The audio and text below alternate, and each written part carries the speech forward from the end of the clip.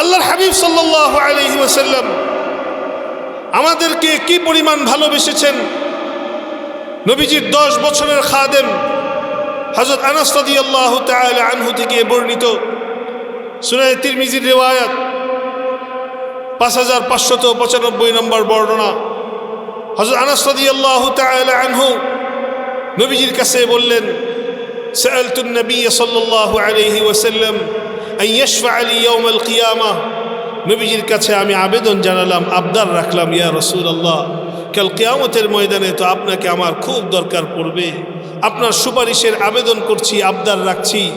নবীজি বললেন, আনাস আনা ফাইলুন, তোমার জন্য আমি অবশ্যই সুপারিশ করব। হযরত আনাস বললেন, ইয়া রাসূলুল্লাহ, কাল কিয়ামতের ময়দান তো অনেক বড়, আপনাকে কোথায় খুঁজবো আমি? আল্লাহ তাআলা কিয়ামতের ময়দানে রাসূলুল্লাহ সাল্লাল্লাহু আলাইহি ওয়াসাল্লামের জন্য যেই জায়গাটা বরাদ্দ করে রেখেছেন সেই জায়গার নাম হলো মাকামে মাহমুদ। আল্লাহ তাআলা বলেন, আসা আন ইয়াবআসাকা রাব্বুকা মাকামান মাহমুদা। হযরত আনাসকে নবীজি বলে দিচ্ছেন, আনাস, কাল কিয়ামতের ময়দানে আমাকে তুমি 3 জায়গার যে কোনো এক জায়গায় খুঁজবে। ফাতলুবনি আউয়ালা মা তাতলুবুনি ইনদাস সিরাত, সর্বপ্রথম তুমি আমাকে খুঁজবে পুলসিরাতের কাছে। ও দোস্ত, পুলসিরাত কোথায়? পুলসিরাতের এক মাথা থাকবে কিয়ামতের হাসরের ময়দানের শেষ প্রান্তে, আরেক মাথা থাকবে জান্নাতের প্রথম প্রান্তে। ও দোস্ত, পুলসিরাতের এই মাঝখানে যে জায়গাটা, এই জায়গাটার নিচে থাকবে জাহান্নামের লেলিহান অগ্নিশিখা।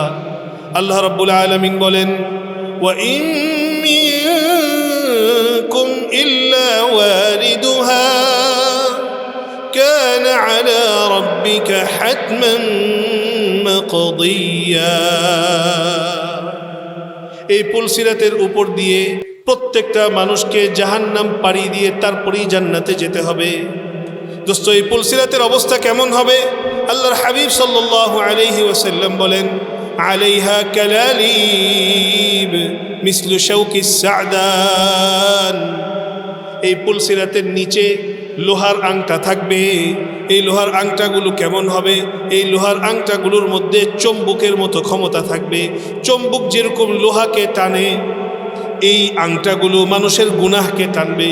একজন গুনাহগার মানুষ যখন সেখানে উঠবে, তখন এই চুম্বকের শক্তি বিশিষ্ট আংটাগুলো তার গুনাহ অনুপাতে তাকে টেনে টেনে জাহান্নামের আগুনের দিকে নিতে থাকবে।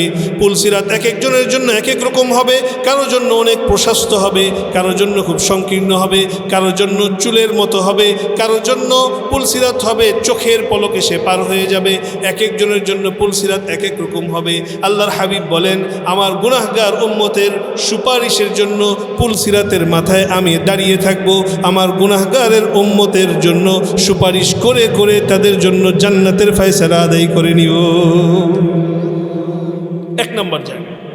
2 নম্বর জায়গা, আনাস, তুমি যদি আমাকে সেখানে না পাও, দ্বিতীয় জায়গা তুমি আমাকে খুঁজবে হাউজে কাউসারের কাছে। ও দোস্ত, হাউজে কাউসার কিয়ামতের ময়দানে প্রত্যেকটা মানুষ বড় পিপাসার্থ হবে। এমন পিপাসার্থ হবে, এক একজনের মাথার যে মগজ আছে, মগজ এই খুলি ছাতি ফেটে যাওয়ার উপক্রম হবে। আল্লাহর হাবিব সাল্লাল্লাহু আলাইহি ওয়াসাল্লাম বলেন, সেই মুহূর্তে আমার গুনাহগার উম্মতকে আমি নিজ হাতে হাউজে কাউসারের পানি পান করানোর জন্য এই হাউজের পাড়ে দাঁড়িয়ে থাকব। মান শারিবা মিনহা, যে ব্যক্তি একবার ওই হাউজে কাউসারের পানি পান করবে, লাম ইয়াজমা বা'দাহু আবাদা, তারপরে আর কোনো দিন তার পিপাসা তৈরি হবে না। 2 নম্বর জায়গা। 3 নম্বর তুমি খুঁজবে ইনদাল মিজান। তৃতীয় জায়গা আমাকে খুঁজবে মিজান, আমল মাপার যে দাঁড়িপাল্লা আছে সেই জায়গায়। ও দোস্ত, বড় কঠিন ময়দান হবে সেটা।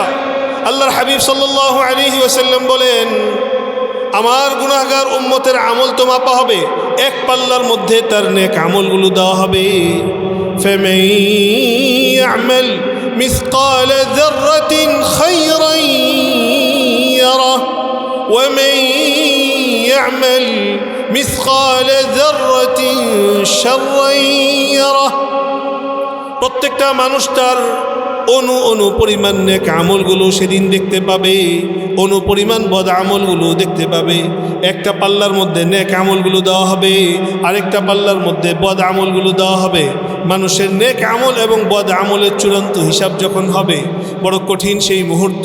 সেই মুহূর্তে আমার গুনাহগার উম্মতের নেক আমলের পাল্লাটা যেন ভারী হয়, সেই সুপারিশ করার জন্য আমি দাড়ি পাল্লার কাছে দাঁড়িয়ে থাকব।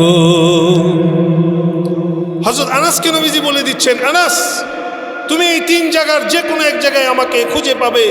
ফাইন্নী লা উখতিউ হাযিহি সালাসাল মাওয়াতিন, এই 3 জায়গার কোনো এক জায়গার বাহিরে আমি থাকবো না, এই 3 জায়গার যে কোনো এক জায়গায় আমি ছুটতেই থাকবো। ও দোস্ত, আমার এই পরিমাণ আলোচনা যদি আপনারা বুঝে থাকেন, আওয়াজ দিয়ে বলেন, আল্লাহর হাবিব সাল্লাল্লাহু আলাইহি ওয়াসাল্লাম আমাকে আপনাকে কম ভালোবেসেছেন না সর্বোচ্চ?